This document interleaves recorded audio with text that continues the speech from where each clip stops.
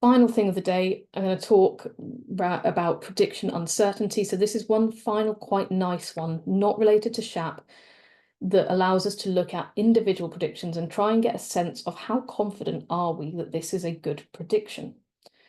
So if you remember bagging, bootstrap aggregation from the random forest session, this is what we use to build up new data sets for training different trees on. Remember, we were sampling with replacement. So we had 100 people in our data set, let's say. We picked out person 5. We went, right, you're in my data set, and I put them back in. And I picked up person 37, I put them in my data set, and I put them back in. And I get further through my picking people out and building up my new data set, and I pick person 5 up again, and I put them in my data set. So now my data set might not contain person 99. I never picked them out, but it might contain person 5, 6 times just purely by chance. This allows us to build up lots of data sets the same size as our original data set, with some samples in there more than once, some samples not in there at all. We can also use this concept to train multiple models of any kind on these bootstrap data sets. And what this can help us to do is start to see how much the predictions vary on these different data sets. If the predictions are varying an awful lot, that may indicate that the model is not very robust, or it's a little bit sensitive to changes in the training data. If the predictions vary less, that may give us more confidence that the model is picking up on some really real and kind of high confidence patterns and has been trained on enough data as well. So for example, here's a plot that we will produce with this method. We've ordered all of our passengers. So we've got all of our passengers in our Titanic data set. We've ordered them by their average predicted survival probability across all of the runs of our models. So we've created, let's say, 15 bootstrap data sets. We've trained 15 separate models, and we've gone to our testing data set and we've predicted how likely this individual is to survive with all 15 of these models. We've then worked out on average what probability has this model returned. As it said that, there's a 0.2%, a 0.2 probability of them surviving, but this time it predicted a 0.3, the next time it predicted a 0.1 with a different model, then it predicted a 0.4. So, you might start to see a lot of variation. Or you might find that in some instances, you trained 15 different models with these slightly different sets of data, and actually each time the prediction you got out was pretty much the same. That seems like a pretty solid prediction. It seems like we're very confident that this person is not going to survive on the Titanic. So the blue bars here give an indication of the variation in predicted probability of survival across all of these models. The taller the blue bar is, the less certain we are about that prediction. The more the prediction varied, the predicted probability of survival varied across these different models. And what we tend to see is that the predictions at the lower end are the very low chances of survival and the very high chances of survival. We don't see as much variation, but these people in the middle, we can see that there is definitely a bit of wiggle room, and we might find ourselves, particularly those around the center, depending on our threshold, depending on the exact model that we created, we might see them falling on one side or the other in a way that we might not want in certain models where it's very important that we make the right prediction. Won't go through this in too much detail, but effectively we're creating all of our bootstrap data sets. We are going through and creating 30, in this case, random data sets, putting them in a list so we can get back to them afterwards. We're then creating models trained on each of these different data sets. So we go through for each data set, we train a model on it. Just like before, all of our normal training stuff happens. We get the predicted probabilities and we store that somewhere for using again. We also just print out the overall accuracy of that model. Was it, somewhere in the ballpark of our normal accuracy, as we would probably hope? And that can start, again, give us a more general sense of how robust is our model to changes in its training data set. So we can start, as I say, to assess the overall output of the model accuracy. And you can see across these 30 data sets, we had some spread in the accuracy, but not massive. We sort of saw roughly a peak of maybe 0.83-ish, a lowest accuracy seen of about 0.75. So there was some variation in how good the performance of our model was when we permuted these data sets. But then we plot the output. And we can make our error bars the standard deviation or the standard error. I'd recommend you go away and have a bit of a read about these if you're not familiar with the terms. But we can get these plots to start understanding the variation in our model predictions and get some sense of uncertainty. And this can be, even though it's not the same as the kinds of model explainability that we've talked about throughout this session, we I think this is still a really key part of explainability because it can really help to talk about your certainty of your predictions, not just what's impacting them, but how confident are we in the predictions our model is making. If these error bars are huge, then actually, can you really be confident in turning around and saying, actually, yeah, the model predicts this person should receive thrombolysis. Actually, maybe the model isn't that certain. So it's something to keep in mind and have in your toolbox. So that's been an incredibly long session. I hope that you do feel like you've got some sense of the range of explainability techniques available to you. There is a notebook available to have a nice look at a nice simple classification data set, practice your model training again, and classify some data around penguins. So we've got 3 kinds of penguins, the Gen 2, the chinstrap, and the Adderley. And we're going to look at, based on their flipper lengths and their bill lengths and all that sort of thing, which features matter in the data set, all of these different kind of plots that we've talked about. I would recommend working on that probably until the end of the day.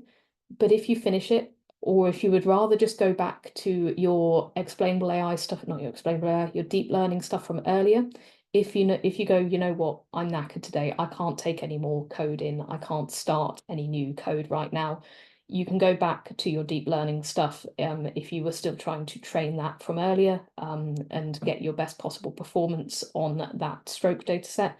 Do feel free to go back to that as a group instead. But just be aware that this explainable AI notebook is available for you to go and have a play around with all of these different plots that we've created in today's session. So, Dan, any questions cropping up about all of this? I don't think nothing that hasn't been answered. I think we had an amusing aside. I pointed out that the International Journal of Approximate Reasoning is the most niche-sounding journal title I've ever heard. I kind of want to read the International Journal of Approximate Reasoning and see just what kind of articles are in there, and perhaps write a strongly worded letter to the editor if I find any reasoning that is not approximate enough. Um, but no, I think generally most of the questions came up pre-SHAP, and I think you've answered all of those. But please, people, shout out if there was anything missed. Great.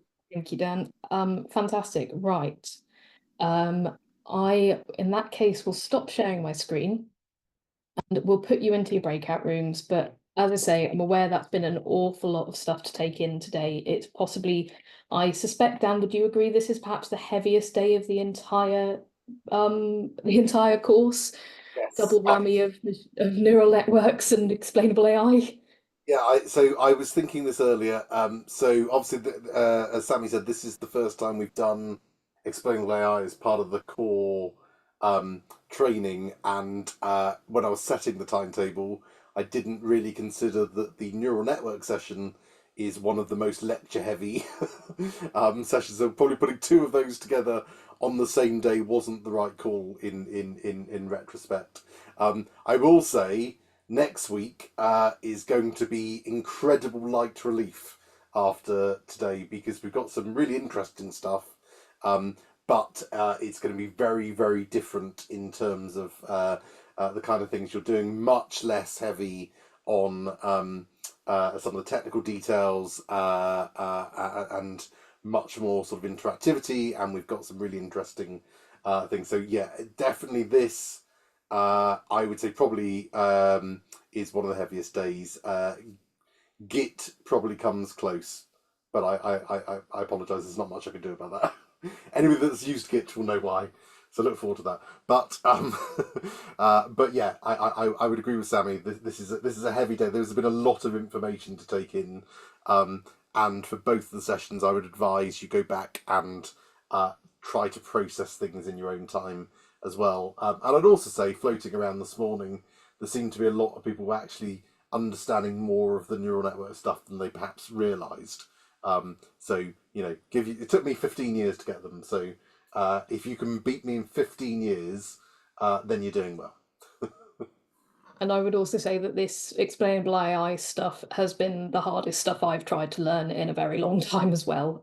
This has been it's not easy because there's a lot of different concepts flying around, a lot of different libraries flying around, and it is cutting edge. It's what it's really only kind of started springing up in, I mean, maybe the last sort of 8 years or so, but at the same time, which is true for a lot of, I guess, the more modern machine learning stuff. But there's a lot to take in and a lot to understand about why you should use different methods and kind of what they're doing behind the scenes and getting your head around probability and odds and log odds and all that. So it's not necessarily the easiest one to pick up, but hopefully, especially when you start working on it with your own data sets, if you're training your own machine learning models, then will hopefully start to fall into place what is going on with these particular models. The final thing I will say actually is I was originally going to get you back in a bit, but I'm not going to do that now. It's worth noting that all of these techniques do work for deep learning as well. They do work for the techniques we've talked about this morning, SHAP in particular, and the permutation feature importance. There's some additional slides on this. There's also some nice links at the end of the slides. I can really recommend Christoph Molnar's book on explainable AI. It really kind of summarizes some of these techniques really nicely, probably a lot more clearly than I have today. And also, you might be quite interested. You probably won't have many of you working on explainable AI with images or image classification in general, but there's some really cool stuff that you can do with SHAP and other libraries to look at things like, classification of images and what pixels specifically it's using to make its decisions. So that's quite interesting if you ever find yourself working on an image classification model. There are ways of explaining how it's making its decisions there as well. Yeah, and I think this is just bearing in mind all the time that explainable AI techniques don't take away the risks of all of these models. You can't just explainable AI way out of ethical considerations. They are a tool like everything else, and you're explaining a bad model is kind of, a model that's not very good, very, very strong predictive accuracy is going to be worthless effectively. And there are criticisms of all of the current techniques. There's not a single one that everyone goes, this is great, this is perfect, this explains everything. That is an unsolved problem, I think it would be fair to say, but they do help. So Just to add to that, Sam, as well. I mean, you made a really good point about these techniques, especially explainable AI, which really, even within our team, we only picked up via Mike a couple of years ago. This is brand new, cutting edge stuff, really, in the field of data science. And even neural networks, which have been around, as we saw, for 60, 70 years, really in their current form, where they are usable and have developed into all of these things that have taken over the world, really, in the last sort of 10, 15 years, that's really started to take off. That's still very young. And so, a lot of this stuff that you're picking up in this bit of the course is cutting edge data science. This isn't well established. I mean, discrete event simulation has been around for years, and is pretty much intransigent. But the stuff like this is setting it at the cutting edge. That universities are starting to sort of push this stuff out in some of their teaching. So don't be too hard on yourself if some of this stuff isn't settling in, because this is brand new to the world of data science, and is evolving. I mean, I've lost count of the number of things that we teach on this course that completely change from one year to the next. The Spacey package that we'll come on to in Module 5 for natural language processing, that package a couple of years ago completely changed so significantly that I had to rewrite the entire training session with a week to go. So this stuff is changing all the time because you really are at the kind of bleeding edge of this. So I think it's worth bearing in mind. You're not, a lot of this stuff is not tried and true methods that have been around for decades that you're trying to get your head around. This is, you're at the cutting edge, and you're kind of evolving as data scientists that are part of this, part of that, which makes it really exciting, but it also can make it difficult as well because you're all sort of pioneers amongst everyone else in developing and using this stuff. So, but it's worth remembering that this is not this is you are at the cutting edge with this kind of thing, really.